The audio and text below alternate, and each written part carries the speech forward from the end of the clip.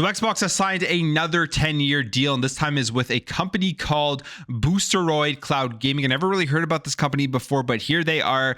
It allows you to stream your PC games via the browser. You don't have to download the games or anything like that. And Microsoft has officially come out today and signed another 10-year deal with this company as they continue to license out Call of Duty to, I think, pretty much anybody who is interested in being able to stream the game on the platforms that they have, or at least be interested in getting a license for the game, so that when this deal, or if this deal does go through, they will still be able to provide the game to their customers. So this is a article here from the Wall Street Journal with Brad Smith talking about this deal, talking about going forward. So let's go through the article. The Wall Street Journal: Microsoft signs third Call of Duty deal as it seeks approval to buy Activision Blizzard.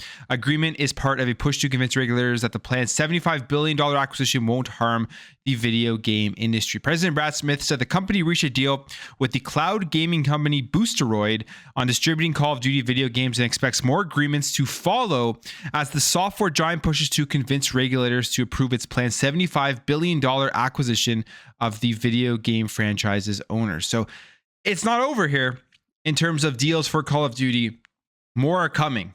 And this doesn't mean that they're specifically talking about Sony. They're probably talking about many other companies that are seeing what is going on with the offer to Nintendo, the offer to NVIDIA GeForce now this Boosteroid deal.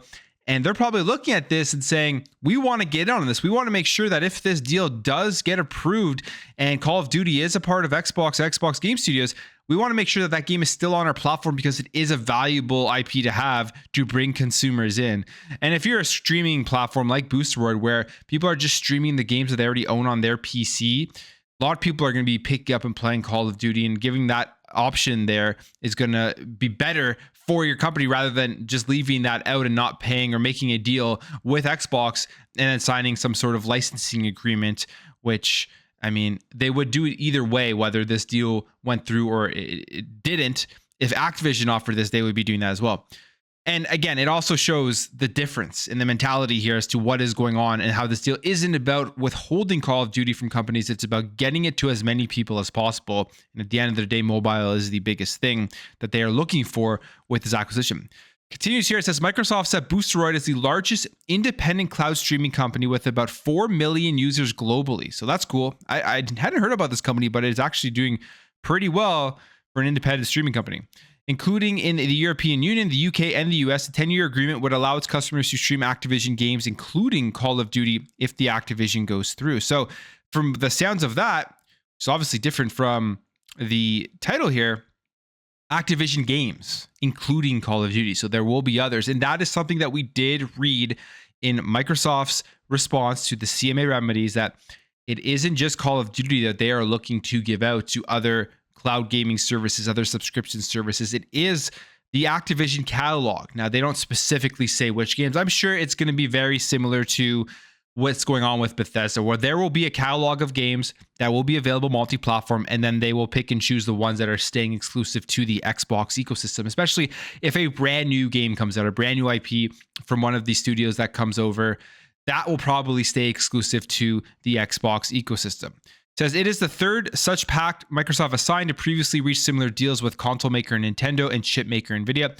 Nintendo makes the Switch gaming console and hit game franchises like Mario and The Legend of Zelda. NVIDIA offers a cloud streaming service for computers and other devices.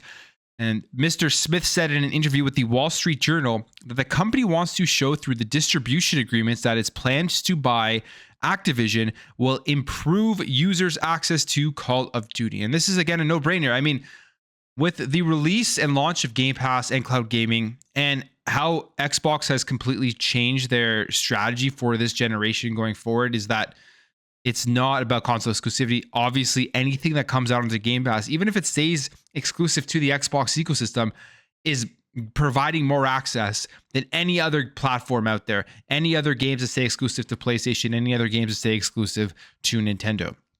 Competition authorities in the EU and the US and the UK, which are examining the acquisition, have said they are concerned it could allow Microsoft to control how consumers access Activision games, potentially reducing competition in the video game market. And Brad Smith says this in response to that: If the only argument is that Microsoft is going to withhold Call of Duty from other platforms, and we've now entered into contracts that are going to bring this to many more devices and many more platforms, that is a pretty hard case to make to a court. I think they're getting themselves prepared in case they actually have to go to court with the FTC. He said any decision on the deal would be subject to judicial review.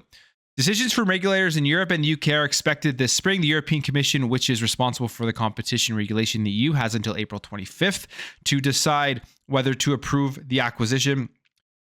And the UK regulator has until April 26th to approve or block the acquisition. So we know that they moved their date as well. I think it was the EU that moved it a little bit.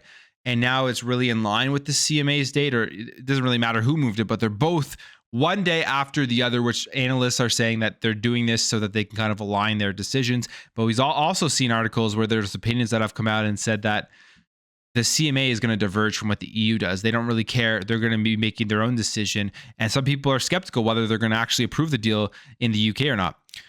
Some antitrust lawyers have said the UK's Competition and Markets Authority could pose the biggest hurdle for the deal. Microsoft values at nearly $69 billion after adjusting for Activision's net cash. The CMA prefers structural change such as divestments to resolve the competition concerns rather than commitments to behave in a particular way. And we went through on stream over the weekend the entire Microsoft response to the divestment structural remedies notice section. So if you want to go watch that video, they bring up all of these points as to why structural remedies that will make no sense, will actually hurt the industry more. And if the deal isn't passed, the actual current state of the market for UK gamers will be worse. And I mean, you could easily look at that and say, right now, if the deal doesn't pass, things are staying status quo.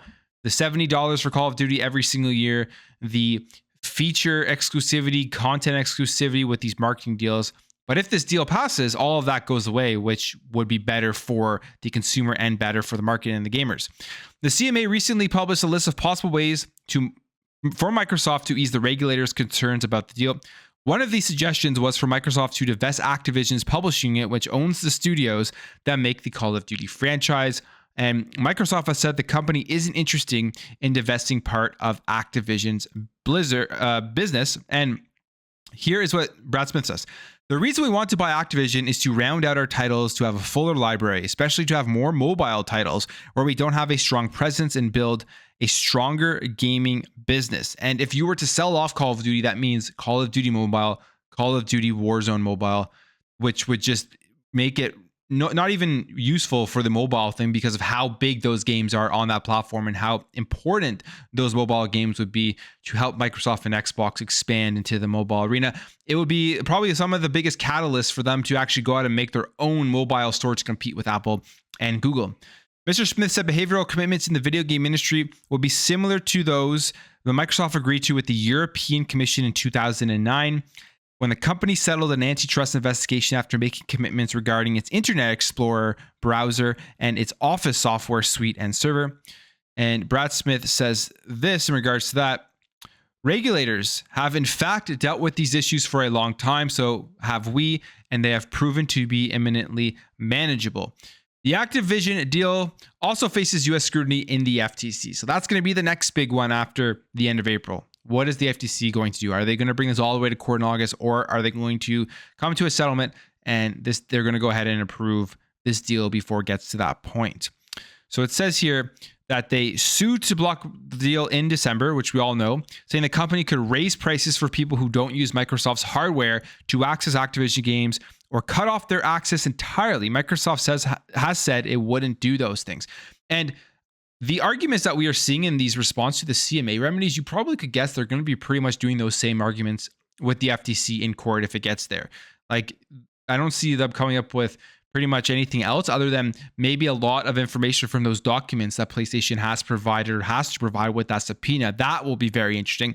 There's a little part of me that wants it to get to court just in case those documents do become public and everybody gets to see some of the inner workings, the behind the scenes deals that PlayStation does take part in. I think that would be extremely interesting. And to finish off here, it says Boosteroid said its deal with Microsoft should help the company with its goal of bringing games to any device. a user has available. And Mr. Smith has said that Microsoft expects to reach additional deals in the coming weeks. More will follow. So keep your eyes open, keep your ears open. There will be more deals for Activision games that Microsoft is going to be making. The question is one of those deals going to be Sony? And it says Microsoft earlier made a similar offer to Sony Group, the most prominent critic of the planned Activision deal. Mr. Smith said the companies haven't reached a formal agreement and aren't currently in discussion. Sony didn't immediately respond to a request for comment. So they aren't currently in discussion, but obviously they've talked to them.